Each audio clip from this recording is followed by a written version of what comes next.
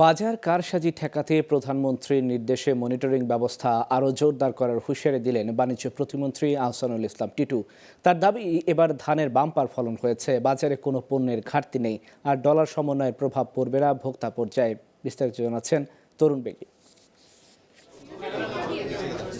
মঙ্গলবার সচিবালয়ের নিজ কক্ষে সাংবাদিকদের বিভিন্ন প্রশ্নের জবাব দেন বাণিজ্য প্রতিমন্ত্রী আহসানুল ইসলাম টিটু।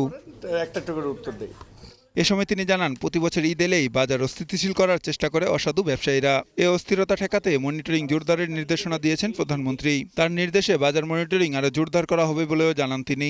আমরা বাজারের সব মনিটরিংগুলি আবার সচল করব, যাতে কোনোভাবেই সামনে ঈদকে কেন্দ্র করে কোনোভাবেই কেউ বাজারে কোনো রকম সুযোগ সুবিধা নেওয়ার চেষ্টা না করতে পারে। বাণিজ্য প্রতিমন্ত্রীর মতে ডলার সমন্বয়ের কোনো প্রভাব পড়বে না ভোক্তা পর্যায়ে, তাই নতুন করে কোনো পণ্যের মূল্য নির্ধারণের প্রয়োজন নেই। ব্যবসায়ীরা আগের দামে বাজারে পণ্য সরবরাহ করবে।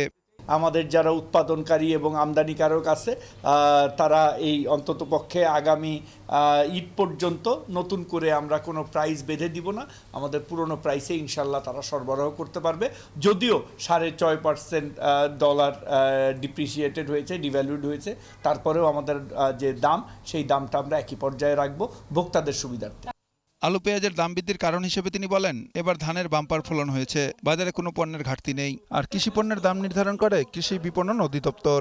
তাই কৃষি পণ্যের দাম নিয়ে কৃষি ও খাদ্য মন্ত্রণালয়ের সাথে আলোচনা করা হবে বলেও জানান তিনি। কৃষিজাত পণ্য বা যেটা খাদ্য মন্ত্রণালয়ের আটার দাম কত হবে, বা চালের দাম কত হবে, কোন জাতের চালের দাম কত হবে, এটা কৃষি এবং খাদ্যের সাথে না বসে আমি বললে এই জিনিসটা অ্যাপ্রোপ্রিয়েট কোনো মেসেজ সাধারণ ভোক্তার কাছে যাবে না।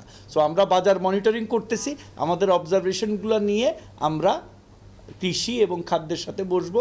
কৃষি এবং খাদ্যমন্ত্রী ছিল না, তাদের সাথে আলোচনা করে আপনাদেরকে উত্তর দিব। এর আগে সোমবার মন্ত্রিসভার বৈঠকে বাজারে পণ্যের দাম বাড়ায় বাণিজ্য প্রতিমন্ত্রীকে বাজার মনিটরিং জোরদারের নির্দেশ দেন প্রধানমন্ত্রী। তরুণ বেগী, গ্লোবাল টেলিভিশন, ঢাকা।